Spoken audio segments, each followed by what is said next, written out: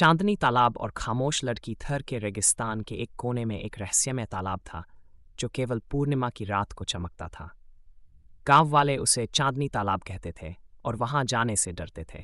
उनका कहना था कि वहां एक खामोश लड़की की आत्मा बसी हुई है जो किसी जमाने में राजा की बेटी थी। साबिर, एक अनाथ चरवाहा जो रोज बकरियां चराता था, एक रात उसकी एक बकरी खो गई। ढूंढते ढूंढते वह चांदनी तालाब तक पहुंच गया। वहां अचानक पानी से एक रोशनी सी लड़की प्रकट हुई। उसके होंठ बंद थे, लेकिन आंखों में एक कहानी छिपी हुई थी।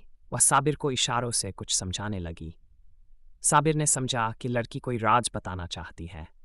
वह हर रात तालाब पर आने लगा। खामोश लड़की उसे इशारों, रेत पर लकीरों और पानी में झलकते प्रतिबिंबों से अपनी कहानी सुनाती रही। वह राजा की बेटी थी जिसने दरबारियों की चालाकियों और खजाने की चोरी का रहस्य जान लिया था।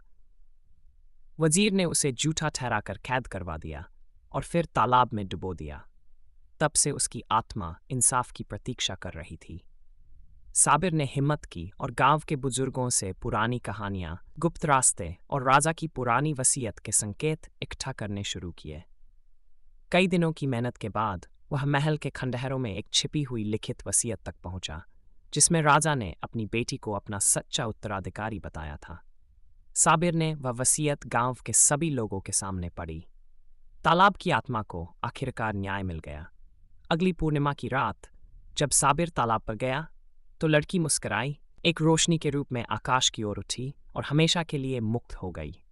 तब से चांदनी तालाब डर की जगह नहीं रहा, बल्कि सच्चाई और बलिदान की प्रतीक बन गया। साबिर गांव का हीरो बन गया और लोग अपने बच्चों को यह सिखाने लगे कि कभी सच बोलने से मत डरो, क्योंकि सच अगर खामोश भी हो तब भी वह चांदनी में चमकता है।